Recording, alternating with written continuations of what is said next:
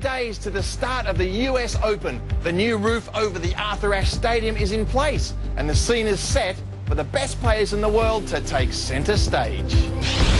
Open Court meets with the most powerful couple in tennis. It's been 10 years since Andre Agassi kissed tennis goodbye right here at the US Open. Hear why the Grand Slam great has never looked back. And a rare interview with five-time US Open champ Steffi Graf. The legend talks candidly about the record Serena Williams wants to break at Flushing Meadows. Andre Agassi closed out his career a decade ago in front of a full house here on Arthur Ashe Stadium. And like many of us at the end of our careers, he was suffering with a lot of injuries and decided that the US Open was a fitting end. Well, we caught up with Andre to reminisce about the old days, but it's clear that his focus is firmly on the future. Wanna play rock and roll tennis? Let's dance. Andre Agassi rocked the tennis world when he broke into the scene in 1986. With his colourful clothes and unique hairstyle, the young phenom from Las Vegas attracted a whole new generation of advertisers and became a poster boy for the sport. Any questions? Agassi won every slam there is to win. Only one of 8 players in the history to score such a feat, making him one of the greatest of all time. Gifted from an early age, Agassi was put under an intense training regime by his father, who wanted him to become the world's best tennis player. He achieved his father's dream and was inducted into the Hall of Fame in 2011. Dad, when I was 5, you told me to win Wimbledon. When I was 7, you told me to win all of 4 Grand Slams. And when I was 29, I don't know if you remember this, you told me to marry Steffi Graf.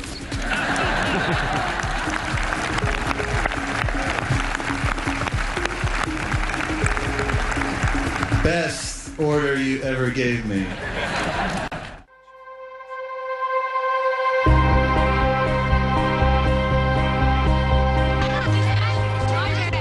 In the summer of 2006, tennis fans gathered in New York to say goodbye to their tennis hero. Plagued with injuries, Agassi announced that the US Open would be his last tournament. I said, I'll barely make it through this summer, and I'll end in New York where they watched me grow up. You know, that's hard, you know, to know that this is the last time you're going to be out here, but not to know if it's going to last another day, another 2 days. And I didn't want to give up. I wanted to leave it all out there at the end. You know, it was the first time in my life where, you know, usually the stadium was blurry and the ball was very clear, you know, and that last day in New York, it was the exact opposite. It's like I saw every face in the crowd, and the only thing that was blurry to me was the tennis ball itself, you know, so it was a whole different kind of experience. Although Agassi lost in the 3rd round, he received a 4-minute standing ovation from the crowd. Over the last 21 years, I have found you, and I will take you and the memory of you with me for the rest of my life. Thank you. Germany's Benjamin Becker was the last player to beat Andre Agassi. He still has bittersweet memories of that hot day in September 10 years ago.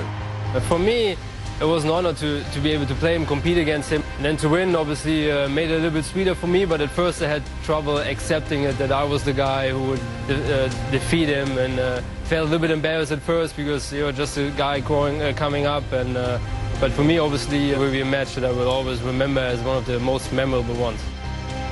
Yeah, when I went into the locker room afterwards, they all were standing applauding me, and I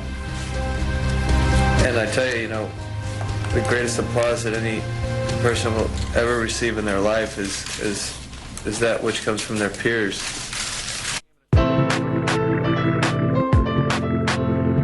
This summer, Agassi travelled to the Croatia Open in Umag to reunite with former rival Goran Ivanisevic.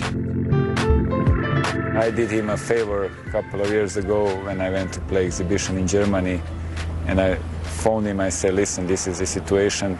And he told me, I will never forget you. When you're gonna need me, I will be there. He's a great guy with a big heart. For me to bring him here this day that this stadium is getting named by me. It doesn't get any better. I try to find ways to stay involved with the sport. I mean, certainly being connected to your peers, being able to come do events like this for the right reasons, not because somebody's paying you to show up, but because you respect this guy that you've been in battle with for so many years. When I saw him first time as a junior, and then after a couple of years I saw him again, I liked him because, huge hair. Who plays in jeans shorts? I mean, he's the first one who plays in jeans shorts. They're not comfortable for sure, but only him who could play because he was Andre Agassi, and Andre Agassi can do anything. He's meant a lot to me in my life. Certainly that 92 Wimbledon final is one big reason why. First one I got over the finish line with, and one I wasn't likely to win, but managed to figure it out. It would take Ivanisevic 9 more years, but he too would close out his career with a Wimbledon title.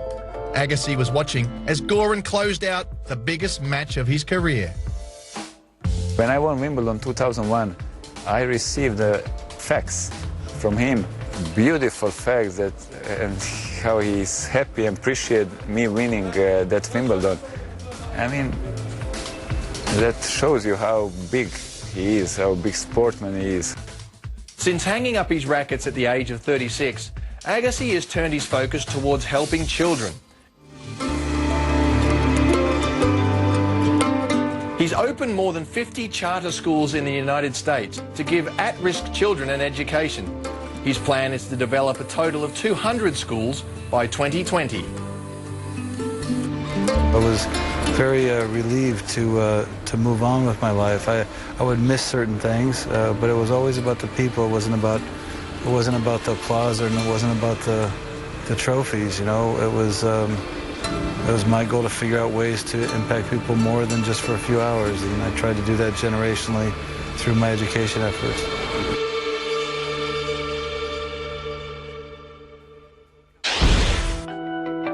Andre still follows the tennis tour closely. What does he think about the current #1 players and their chances at the US Open? Find out on our website, cnn.com/open court. It's very rare to hear from Andre Agassi these days, but it's even more rare to hear from his wife. Steffi Graf talks about Serena and her chances of breaking their Grand Slam title record. Plus, world #2 Angelique Kerber reveals her secrets for getting Grand Slam fit. That's after the break.